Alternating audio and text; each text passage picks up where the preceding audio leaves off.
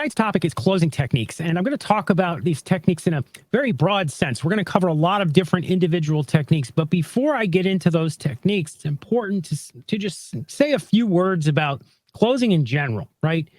Number one thing you don't want to do is ever come off as robotic and scripted. You know, a lot of people, when they are new to sales or new to selling, which, I mean, I don't even know if there's one person on here that's new to sales, but there are people out there that are. And they look at closing techniques almost like they're baseball cards, right? They look at them as, magic tricks. Like you pull this one out, use this one, you pull that one out, use that one. And they look at it in a very robotic way. And that is definitely not the way that I was trained. It's definitely not the way I learned sales. And it's definitely not something that I believe in. If you're using closing techniques and thinking of them like, socio-mechanical, recipes or something like that, you're definitely not going to meet with much success. Closing is a natural process, right? Every kid knows how to close their parents, right? To convince their parents to get them a new bicycle, to convince, their mom or dad to do something. So we all have a natural ability to close within us, right? We know how to convince other people. At least we have our best case. And really what closing techniques are refinements upon something that already exists. Practice is the absolute key. If you don't practice closing techniques, you're never going to be good at delivering a close, right? You have to learn how to be good at the actual utilization of any given technique or even a basket of techniques. Prospects can smell fakeness, and it's important to keep that in mind. Lots of times when you see people applying closing techniques and they're almost applying them like a glib, superficial charm, it's like the description of a sociopath, right? Where you look at that closing technique delivered by that person and it's so fake and it's so transparently obvious what they're trying to do. They don't believe it. That lack of belief comes through in the pitch. Not good, right? So when it comes to all this, there's, of course, an element of luck involved, but luck follows preparation, right? Which is really, really important to keep in mind here as well. If you're not prepared, you're not going to be successful with any of these techniques because there are fundamental basics of sales that, you have to get right. I've seen many, many times through the years where I've worked with people and, we would go through scenarios, right? We would look at what they're doing when they're getting involved in going to sell somebody, right? And we're taking a look at what their methodology was. And I would go through and I would say, well, are you prepared? What preparations have you taken to close, right? Because if you go into a pitch not ready to close, you're not going to close. Preparation includes, having your contract ready, having your agreements in place, going in there, having done research on that business, right? Understanding your prospect. How's your prospects? What's their perspective upon the service that you're pitching to them? Basically going in there ready to close them out. I've gone into closing situations years ago where people were not prepared, right? Where, you go in and the contracts are not ready, or, you haven't brought with you the proper materials, and you never close somebody that way. You have to have all your systems ready and primed, right? In this case, you want to have, your computer set up. You want to have, everything put together and laid out in a way that's going to be, fostering success. You want to make sure your desktop's clear of, clutter and junk on your computer if you're going to present with that. You want to make sure your smartphone battery is charged. You want to make sure your pen, works. All that kind of stuff, right? When you get all that stuff out of the way, then you can start to really focus on your technique. But what I don't like to see happen is where people are confusing bad technique with a lack of preparation. Right? You have to be prepared before technique can even be worked on, right? So you have to get all this out of the way, and then you can be really positive, right? Then you can go into your closing arena and start talking to your prospect, and you can go in there with confidence. When you're confident, that's when you close. Now, I'm going to go over these techniques, and we're going to go through a whole bunch of different ones, but it's important to keep in mind that you don't have to memorize all these different techniques. You don't have to learn them all and become a grand magician of, using different closing techniques in order to close people. I would say in this industry, 99% of people that sell the services that we sell have absolutely no sales training whatsoever. They probably couldn't recite one closing technique to you, and yet they close every single day. And I'm talking about people who run agencies, people who are out there selling websites and social media and all the services that we sell. right? These are people that just, they understand their service. They understand how to explain it to somebody who wants to, is receptive to listening.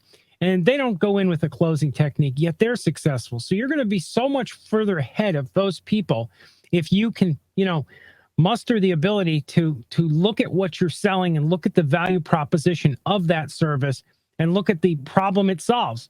That's fundamental to this too. Understanding what problem am I solving with this service? Am I solving the problem of getting this business more customers? Am I protecting this business's reputation? Am I engaging with their current customers and helping them to sell more of a service? Am I doing all these things at once, or am I doing some of these things? Am I selling them their first website, or is it their fifth website? Learn the problem, learn the solution, and then go into the sales arena, and you're going to be much more apt to adapt these techniques to the unique idiosyncratic situations that you find yourself in. Anyhow, jumping ahead here, let's talk about our first close. This is a very fundamental closing technique. This is called the Assumptive Close. Basically, you can look at the Assumptive Close as being at the basis of many different closing techniques. That's why I put it first here, right? The Assumptive Close is essentially where you go in, you have your presentation with your prospect, you go over your value proposition, you go over exactly what you're selling them, you cover, all the fine points, and you go through everything. And then at the end, instead of saying, hey, do you want to buy it? Or going into, an actual assertive close, you assume the close. You just pull out your contract, lay it down. There's your pen. Okay, this is where you sign, and we're going to go marching right ahead into getting this service, implemented. So you don't go into the sales process thinking to yourself, at the end, like, I have to ask for the money or something. You're asking by assuming. And this is a very, very generally applicable sales technique. The Assumptive Close is utilized all the time. And I'll tell you something else, and I didn't include it in the beginning of this presentation, but I think that it's important I go over it right now. And that's something called the feel, felt, found principle. Anybody on here, you guys, anybody, you can throw it out there in chat if you know what the feel, felt, found principle is. It's a general principle of sales, and it's a general principle of multi-round closing, right? Or trying multiple times, getting a whole bunch of no's out of that prospect. And the way that it works is like this. You're going to run into many, many, many situations where you go into the close, you bring up this, Assumptive Close or any of these other ones, and you get a no. You get a flat out, no, I'm not ready today, or no, let me think about it, or no, I'm not interested in it. And what you have to do in sales, right, is find the objection, right? We have to find the objection. We have to isolate that objection. We have to overcome it. And then we have to go back at the close again, right? We're trying to tear down mental barriers to selling that service. So what you do to tear down those barriers is you use the feel, felt, found principle. You say to the prospect, look, I understand how you feel. You're not ready. As an example, you'd say, you're not ready. Basically, everybody I talk to feels the same way as you. So you're taking that person and you're empathizing, then you're grouping them and you're normalizing their reaction, right? And then you come back at the end. That's feel, that's felt. Now, found is what they found was after hearing me out and explaining this a little bit better, they really thought now was the time to go with it. So you bring it back around to trying another closing technique. And what a lot of people do, and many of you maybe have witnessed this through the years in your sales careers, is they'll go, I understand how you feel. Others felt the same way. Then you bring it around. What they found was, and they'll go from one closing technique to the other. So if Assumptive Close doesn't work, right? If this closing technique where you walk in and you lay down the contract and you try to get them to sign, if they come back with, nah, I'm not really ready right now, you go back into the close, you use feel, felt, found, go back to the close and uncover what the real objection was. And then maybe the next time around, you use the quality close. And this is our next closing technique. And this is a really interesting technique. This is a technique that really applies a lot to what we're doing. And, it's important to think what we're doing when we're selling the services that we sell is we're not competing on price. We're not competing on retail, dollars to dollars sort of competition. Like we're not inside of a Walmart on a shelf trying to compete between, Heinz ketchup and Hunt's ketchup. Okay, that's not our competition. Our competition are generally people that are not shopping, right? They're not shoppers. They're people that quite often don't even know they have a problem, let alone if they did know, they probably wouldn't shop anyway because they don't have the time, right? They're not looking for a consultancy. They're looking for somebody that can solve business problems, and they're willing to hear you out if you show them a problem that they believe exists. So when it comes to quality, quality matters to these people a lot of the time. Business owners in general, they don't want the budget solution. They want the solution that's going to generate them return on their investment. If you do that for them, you're in a really good position. The way this thing works is you emphasize the quality over other factors, in particular price. And this is really easy to do with the quality close when you're in a situation where your goal is not to merely fulfill a need, it's to generate a return on the investment. Okay. In other words, most business owners, if you told a business owner, I'm going to charge you $5,000 a month, which is a lot of money, right? But I'm going to deliver you $7,500 a month in return. So therefore, you're going to get $2,500 profit. Most business owners would be perfectly fine to shell out $5,000. They're not going to say, well, I think I can get this guy down the road to do it for $4,750, right? Well, does that guy give you a return? Maybe. But if there's no return, then it totally defeated the purpose. And you went going from net positive 2,500 to net negative, $5,000 or something like that. So, what you always have to do is you have to understand when you're in the realm where we're talking about returns on investment, we're not talking necessarily about just fulfilling a need for that business. In some cases we are, in some cases we're not, but our goal, not saying we always deliver on it because, that's impossible. You can't promise this. We don't promise this, but the goal of a search engine optimization campaign, as an example, is to have a return, right? It's to, have that business show up in search, have that business get a return. It's the same exact goal with digital ads, omni-channel, same goal with social media marketing. It's really the same goal with websites, really the same goal with everything. So when you're in that realm, a quality close really applies because you're in that situation where you're selling on quality, not price. And you emphasize all throughout quality, right? You talk about the ROI, you talk about the custom nature of the application. You sell on quality. Right now, the way that it works is quality close, as you can see, doesn't have a simple assumptive nature. What you do with this is you combine these closing techniques. Like if I were going to use the quality close, I would emphasize quality throughout my presentation. Then I would use the assumptive for the actual closing technique. Although they're both closing techniques, strictly speaking, quality close can be duct taped kind of to any type of presentation. It's really about how you present it. And in the context of the services we're selling, quality manifests itself differently. It could be technological superiority. It could be, the ability of this service to be adapted very specifically to their specific business. If you're talking to a plastic surgeon or a doctor or a lawyer or a professional services service of any kind, even an electrician or a plumber. If you're talking to a professional business like that, when you start talking about quality, you can talk about how this is built around them and it's going to fulfill their specific needs. That really matters big time as well. The next technique we're going to talk about is the qualified customer close.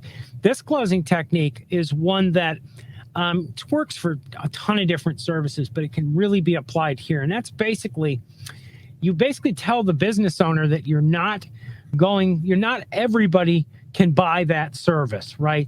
You basically set up parameters for them to purchase, right? And this works off of the theory of triggering fear of loss and greed in people, right? This is an age-old closing technique where you'll go in and, you start talking to them about, and this would be, for example, for SEO.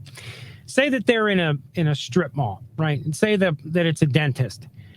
You tell the dentist, look, I'm going to sell one dentist in this region, one dentist in this town or one dentist around here because I can't have a conflict of interest. Just as an example, guys, I'm throwing this out there just as an example. You would say, so basically you at the end, after you've given this whole presentation and talked up your SEO, and you get to the end or talked up your omni-channel or any service, you go and you say, now you turn it completely around and you throw it on them to fit a bunch of criteria that will make them bring them to a point where they're allowed to buy, right? So it turns it completely around. So you're saying to them, explain to them that not everybody's allowed to buy and that some form of qualification is needed. And you can come up with any kind of qualification you want. It could be their proximity to, a given geographic landmark. It could be a zip code that they're in. It could be where they market their business. You can be very creative with this. The idea here is to pretty much just trigger this individual to have that situation arise in their mind where they're going, wow, this is great, and I have to qualify for it, and it triggers that fear of loss and greed. Works really well with egomaniacs. Distraction close. This is a technique that I had to include in here. And I remember when I built this presentation originally, I included this one because I've actually witnessed this technique used, and it's kind of funny, but at the same time, it is a viable technique. A lot of times in sales, you're dealing with a procrastinator. You're dealing with somebody who wants the service and can absolutely afford it, and absolutely needs it, and they're just sitting there and they'll have a conversation with you that goes on for 5 hours. And I think you guys all know what I'm talking about, where you're in somebody's business, you're talking to them about, getting a site developed or getting something like that, and they want to talk about it, and you end up there for 5 hours. What happens is, and they've decided already generally that they're going to buy, right? We're talking not about a person that doesn't want it. So we're not talking about tricking anybody into a decision that they don't want to make. What you do is you wait until a situation arises where there's some break in the conversation. If it's at a restaurant, it could be a bunch of pots and pans crash in the kitchen. It could be when the phone rings. It could be wherever within this process, some event happens, as they almost always do. And at that moment, you grab your contract and you make your move that you need to get through this document, and let's get you closed out. You use the momentum of the situation in order for you to, get the deal pushed through, right? And it's very important for me to say once again, this is not about capitalizing upon distraction to get somebody to make a decision that they didn't want to do. If you were to go into that exact scenario and they're not wanting to buy and try to get them to purchase based on, kitchen pots and pans crashing in a kitchen, they're never going to buy, not ever. But if they've already decided they're going to buy, that event could be utilized by you, to get them to advance through the sales process and, to cut you the check and to get you out of there. Basically, it's a useful technique in outside sales, technique that's probably dates back to the 1930s or 40s, certainly a technique that, has deep roots. Alternative close. This is a really, really useful technique. I would say right up there with the assumptive close in its just broad-based utilization. It's a type of technique that applies to many, many different sales scenarios. And that's basically where you have the theory of sales, right? And we're going to get into it because the triples close is in here as well. But alternative close is kind of similar. And that's where if you're going to sell somebody something, if you have one of that item, right? If you have just one of that product or service, okay? So if I was going to sell somebody, let's say a website, I present them a scenario where there's one website, right? That one site size, and let's say that it's a 5-page site, for example. That's a type of service where you break it up in essence, right? For the purposes of the close, you'd say, okay, I have pricing on a 5-page site, wholesale pricing from Rocket Driver. But what I can do is I can take that site and I could say blue, green, red, right? Just as an example, we're going to theme it one of these 3 ways. What you do is you present that site to them and you say, hey, here's the contract for the site we're going to build. Do you want that site in blue and green or in red? or maybe it's in different tones of a color they've already said they liked, right? Maybe they like blue and you show them, sky blue, ocean blue, navy blue, for example, or something like that. But you give them an option. And the option in the alternative close generally does not affect the price. It does not affect, it's not a modifier. It's not like knife, fork, spoon, where you have three different things you're presenting. You're presenting the same thing with an inconsequential difference between A, B, and C in order for them to feel as though they've made a choice of some consequence, right? They've made this decision. They've changed the equation. So at the end, they feel as though they're in control. And part of it is it's about the psychology of buying, that you want that person to feel as though they're completely in control of all their actions, which they are, but you want to emphasize that because it's a decision they're making. They're making a decision to buy something. So you get them into the closing arena. And that's really what the alternative close is that you have options. Now, the 1, 2, 3 or triples close, right? This is part of the whole psychological sort of theory of what makes a decision worth making for a prospect. And that's where you have threes lined up. I want you guys to think 3 across and 3 up and down, right? Why would I buy social media from you, right? As an example, you'd say, because it's more robust, it's safe, and it's secure. It's faster, it's better, it's, longer lasting, and you line up what your triples are, right? You line up what your 3 big items are, right? That this is going to, take care of your social media, generate you an ROI, and have your back online. It's going to cut costs, increase profit, and then it's going to, do it quickly. It's going to be safe, secure, and it's going to last forever. You want to lay out your case in triples, and for whatever reason, this is a sort of a deeper Jungian psychological sort of a thing. People tend to move the goalpost, right? They tend to, I shouldn't say move the goalpost, they advance towards the goalpost this way. And this is a closing technique you see used a lot in automotive and in tangible items, right? You see this used all the time where things are laid out. Even in advertising, you'll notice it, where they're laid out in bunches of 3. And if you read them, each 3 is like 3 deep, right? Like when we're talking about the engine, we're talking about better valve timing, bigger literage and so on. And they'll lay it out in that way so that, it gets people triggered to make a decision because they form sort of a psychological cluster around this, product or service. It's a useful closing technique. And it's certainly something that, you want to think about beforehand before going into the close if you're going to use it, but it can work. Ownership close, right? We've all been there with this one. This is like the classical time-honored automotive close where they always try to get you to test drive the car, right? They always want to get you into the vehicle so you take ownership psychologically of that car. Well, for us, this applies to our services too, and it applies to our services when you start asking the prospect questions related to decisions that they're going to make. For SEO, it might be asking questions related to keywords. For websites, it might be design questions. For social media, it might be the types of posts they want, the networks they want to get covered. Whatever it is, you start asking them questions to get them to take ownership. This is a technique that can really bolster and shore up other closing techniques. Like if I was going to go in for the assumptive close, before I actually utilize that assumptive close at the end of the presentation, long beforehand, I'm going to have that ownership close being used all the time, where I'm asking them questions about it. What kind of site do you want to develop? What sites do you like? And then you'd start asking them, okay, so when we have development contact you, they're going to go over this and this and this. Just get them thinking about owning it and about making decisions. So in their mind, they start to psychologically develop whatever it is they're going to get. Get them thinking about it. That's what this ownership close is all about. And it's a very, very effective closing technique when you properly apply it, certainly.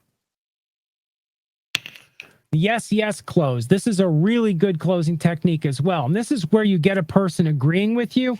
You basically ask a bunch of questions and that it's almost like mental judo, right? Where you're using base psychology to help you close the person's own psychology. It's like if I come up to you and I want to sell you, I don't know.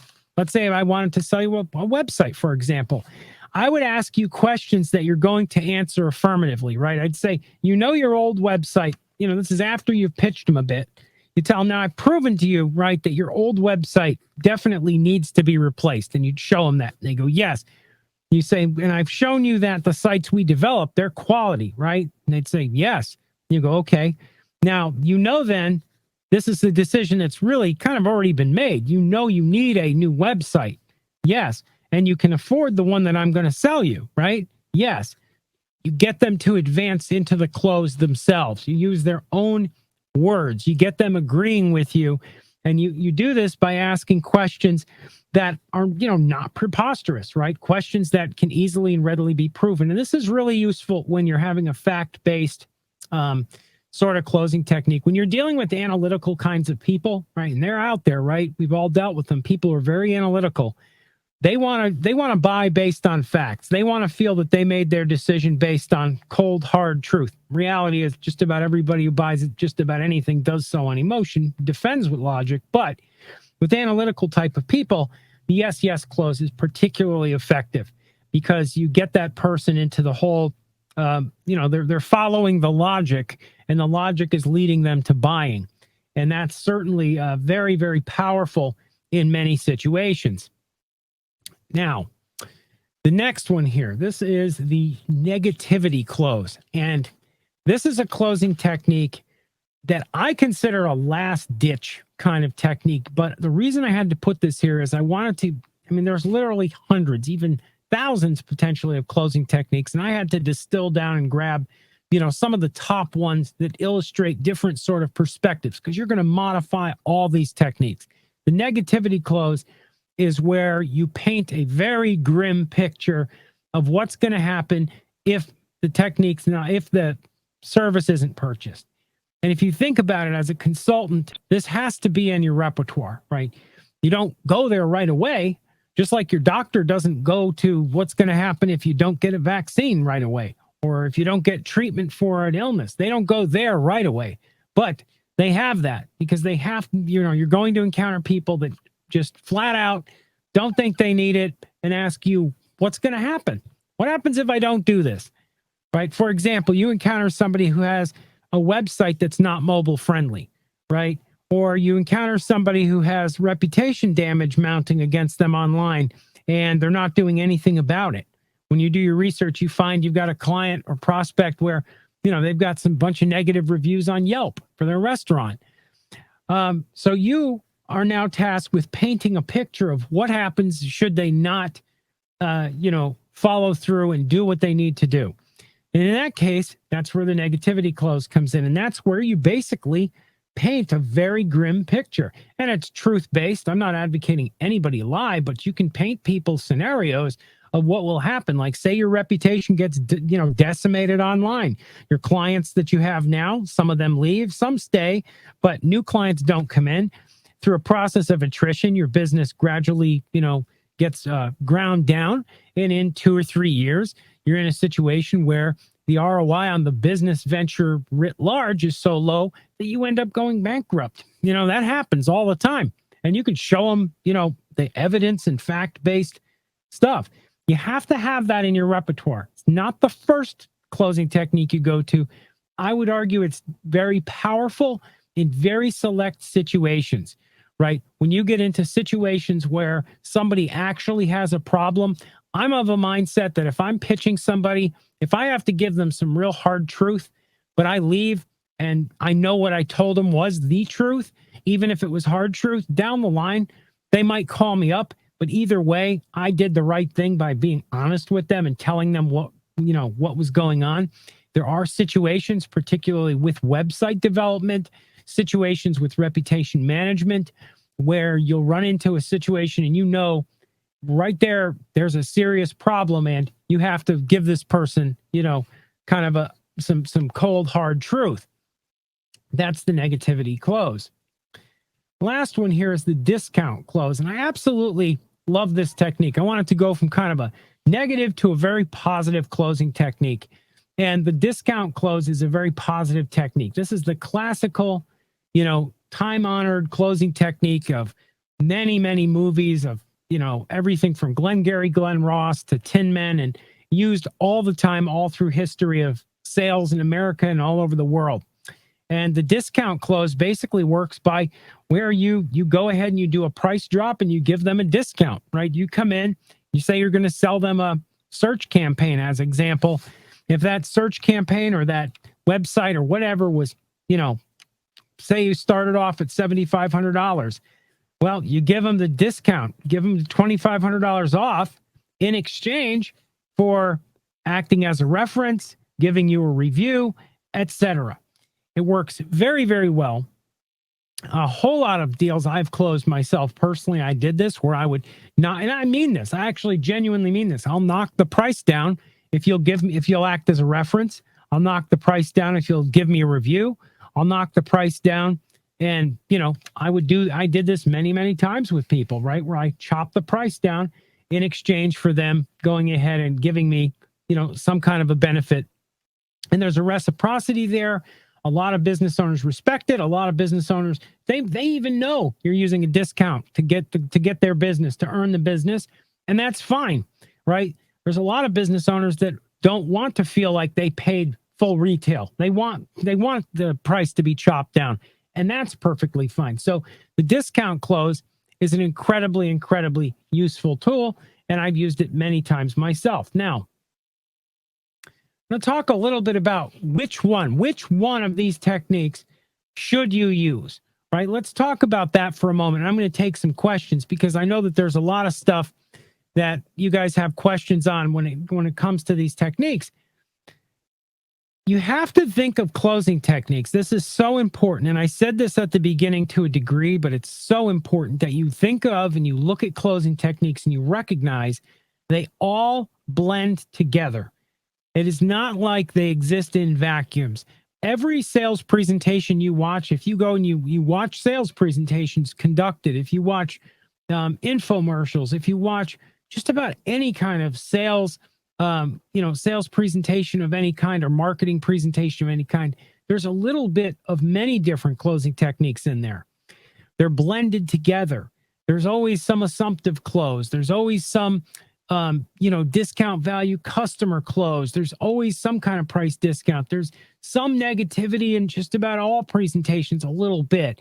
There's a lot of triples, tons of triples, the 1, 2, 3 principle. Feel, felt, found gets used all the time. It's so important that you understand that there is no, technique that's to do all. It's not. There is no one technique that's going to work miracles for everybody. Experience is so important. It's absolutely crucial, guys, that, you grow and maintain and cultivate in yourself the experience to be able to utilize multiple closing techniques and to fluidly switch from one to the other, and to not, you shouldn't even be thinking about the closing technique you're using while you're using it.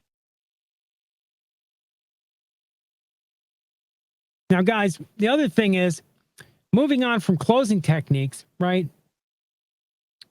Remember that you have sales support. Those of you who are on here who are in version 3, you have sales support. Sales support is not just a facility that's going to help you sell SEO. It's actually a really great training resource, and I'll tell you guys why. When you hop on, when you have your prospect for selling an SEO campaign, when you hop on with sales support, it's such a simple process. You book your demo, you contact sales support, they come on the call with you.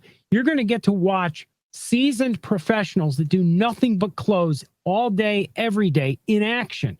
You're going to get to witness them applying their trade, and you're going to be able to learn from them. That's crucial.